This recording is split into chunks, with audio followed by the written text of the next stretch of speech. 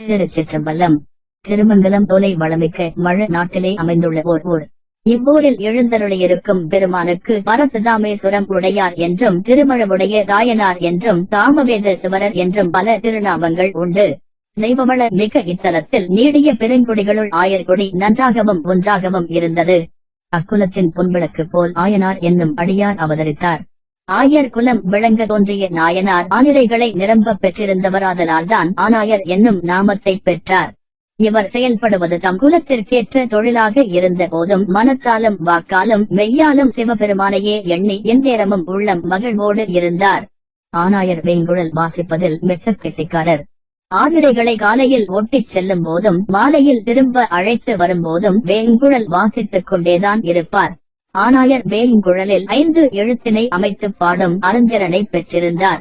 ஆனாயனாயனாரின் இன்ப இசைக்கு உயிரினங்கள் அனைத்தும் மெய்மறந்து நிற்கும். ஒருநாள் நாயனார் வழக்கம் போல் ஆனிரைகளை மேய்க்க புறப்பட்டார். நறுமலர் மாலையை அணிந்து கொண்டார். தலையை ஒரு புறமாக கோதி முடிந்து அதில் கண்ணி மாலையை சூட்டிக் கொண்டார். செங்காந்த பூவினை காதில் சுருகிக் கொண்டார். கால்களிலே தோற்பாது கையை தரித்துக் கொண்டார். கையிலே வெண்கோலம் வேங்குழலும் எடுத்துக் கொண்டார். ஏவலரும் கோபாலரும் தூழ ஆனிரைகளை ஓட்டிக்கொண்டு முல்லை நிலத்திற்கு புறப்பட்டார். அப்பொழுது கார்காலம். முல்லை நிலம் பூத்துக் குலுங்கும் புது மலர்ச்சோலை போல் காட்சி அளித்தது. ஆங்காங்கே கொன்றை மரங்கள் புது மலர்களை தாங்கிய வண்ணம் எழிலுற காட்சி அளித்தன. ஆனாயர் முல்லை நிலத்தின் இயற்கை எழிலில் இன்பத்தை அளிக்கும் வண்ண மலர்களின் நறுவாசனையில் உள்ளத்தை பறிகொடுத்தார். தம்மை மறந்து வேங்குழலின் இன்ப இசையை இனிமையாக எழுப்பி வாசித்துக் கொண்டே இருந்தார். அப்பொழுது ஆனாயர் பார்வை கொன்றை மரத்தின் மீது பதிந்தது. அம்மரத்தில் இருந்த மலர்கள் கொத்து குத்தாக மாலை போன்ற வடிவத்தில் தொங்கிக் கொண்டிருந்தன. எந்நேரமும் சிவனை பற்றியும் திருவெண்ணேற்றை பற்றியும் எண்ணிக்கொண்டிருக்கும் ஆனாயர் கண்களுக்கு கொன்றை மரத்தின் வடிவத்தை பார்த்ததும் கொன்றை மாலையை அணிந்த சிவபெருமான் எழுந்தருளை இருப்பது போல் தோன்றியது. அத்திருத்தோற்ற பொலிவினில் சிவனையே பார்த்து விட்டால் போன்ற பெருமகிழ்ச்சி கொண்டார் அடியார். அவரது ஐம்புலங்களும் பக்தியால் ஒருத்தன. ஆனாயர் அம்மரத்தை வலம் வந்து வணங்கினார். தாம் வைத்திருந்த வேங்குழல் பலவற்றில் சிறந்ததான ஒன்றை எடுத்தார். ஆனாயர் பரமனை நினைத்தபடியே பண் ஒன்றை எழுப்பினார். அவர் சுத்த சுரத்திலே திருவைந்தெழுத்தை இசையுடன் அமைத்து முறையோடு சுருதை சேர்த்து வாசிக்கலானார். அயல்கொலியின் இசை இன்பம் வெள்ளம் போல் பாய்ந்து ஓடியது. கல்லும் கரையும் தன்மை பெற்ற அவ்வின்ப இசை கந்தவர்வ கானம் போல் அமைந்தது. அருகம் புல்லை அசை போட்டபடியாக நின்று கொண்டிருந்த ஆனிரைகள் ஆனாயர் இசைக்கு மயங்கி அவரது அருகே வந்து நின்றன. கன்றுகளோ தாய்ப்பாலையும் மறந்து இன்ப இசையில் உணர்விழந்து ஆனாயரை சுற்றி நின்றன. மான் கூட்டங்கள் துள்ளி ஓடி வந்து ஆனாயரை சூழ்ந்தன. பல்வேறு ஆக்க வேலைகளில் அதிகப்படியாக ஊக்கம் காட்டி நின்ற ஆயர்கள் தங்கள் வேலைகளை மறந்து இசை வெள்ளத்தில் மூழ்கி நின்ற இடத்திலேயே செய்வதறியாது செயலற்று நின்றனர். வானவரும் விஞ்சையரும் புட்பக விமானத்தில் அமர்ந்த வண்ணம் ஆனாயரின் இசை தேனை சுவைத்து பருகிக் கொண்டிருந்தனர். ஆனாயர் தேவகான இசை மழை பொழிந்த வண்ணமாகவே இருந்தார். உலகில் மாறுபட்ட உள்ளத்தினரும் வாழ்வில் வேறுபட்ட நிலையில் இருப்போரும் தத்தம் நிலைமை தகுதி இவற்றை எல்லாம் அறவே மறந்து ஒருமனப்பட்டு உள்ளம் மகிழ ஆனாயரின் இசைக்கடலில் மூழ்கி இன்பம் கண்டனர். தோகை விரித்தாடும் மயில் மீது படமெடுத்தாடும் பாம்புகள் மயங்கி விழுந்தன. சிங்கமும் யானையும் பகைமை மறந்து ஒன்றோடொன்று இணைந்தவாறு இசை வசப்பட்டு நின்றன. புலிகளின் முன்னே புள்ளி மான்கள் பயமின்றி நின்று கொண்டிருந்தன. காற்று கூட வேகமாக வீசவில்லை. மரக்கிளைகள் எல்லாம் அசைவற்று இசையில் செயலற்றன. மலையிலிருந்து துள்ளி பாய்ந்தோடும் தேனருவிகள் எவ்வித ஓசையும் இன்றி அமைதியாக ஓடிக்கொண்டிருந்தன. அலைமோதும் கடல் கூட அமைதியுடன் காணப்பட்டது. மேக கூட்டங்கள் இடையும் மழையும் இன்றி வான வீதியிலே அமைதியாக ஊர்ந்து கொண்டிருந்தன. 7 உலகமும் ஆனாயரின் இசை வெள்ளத்தில் இன்ப சுகம் பெற்றன. உயிருள்ள பொருட்கள் மட்டுமல்ல உயிரற்ற பொருட்களும் கூட ஆனாயரின் குழலோசைக்கு கட்டுப்படத்தான் செய்தன.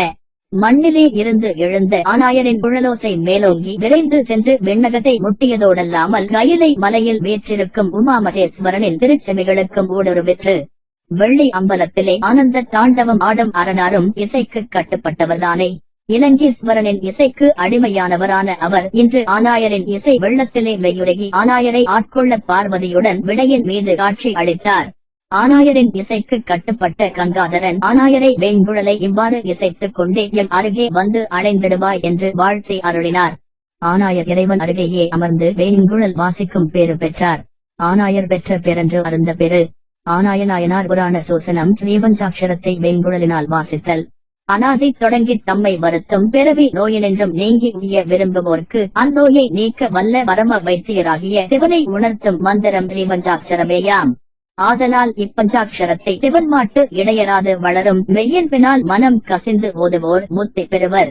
காதலாகி கசிந்து கண்ணீர் மல்கி ஓதுவோர் தம்மை நன்கினை குறிப்பது வேத நான்கினு மெய்ப்பொருளாவது நாதநாம நமசிவாயவே என்றார் திருஞான சம்பந்தமூர்த்தி நாயனார். சிவநாமத்தை வாழா ஓதலினும் இசை நூற்பயிற்சியின் மிக வல்லராகி 7 இசைகளின் முறை வழுவாது 32 ராகங்களுள் அக்காலத்துக்கு ஏற்ற ராகத்தினோடும் வேங்குழலால் வாசித்தல் தமக்கும் அதனை கேட்கும் பிறர்க்கும் சிவன்மாட்டு அன்பை வளரச் செய்யும்.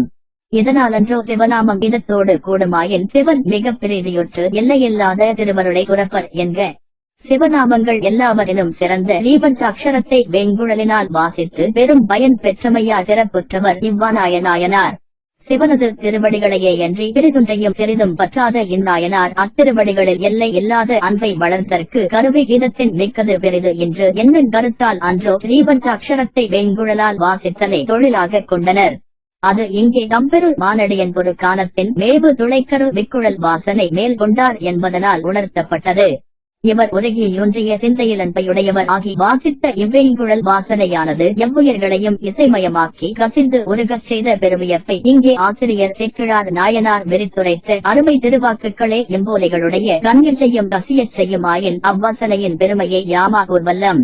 இந்நாயனார் தமக்கு மாத்திரமன்றி எவ்வுயிர்க்கும் பயன்படுவதாய் நினைப்பினும் கேட்பினும் இனிமை பயக்கும் இத்திருத்துண்டை சிவன்மாட்டு இடையராது முருகி வளரும் மெய்யன்போடு செய்தமையால் அன்றோ பொய்யன்பு கெட்டாத பொற்புது வினடம் புரியும் சிவன் இவருக்கு வெளிப்பட்டு எப்பொழுதும் சென்னின்ற மனப்பெரியோர் திருக்குழல்வா தனை கேட்க விண்ணின்ற நிலையே நம் பாலனைவாய் என்று திருவாய் மலர்ந்தருளினார். திருச்சிற்றம்பலம்.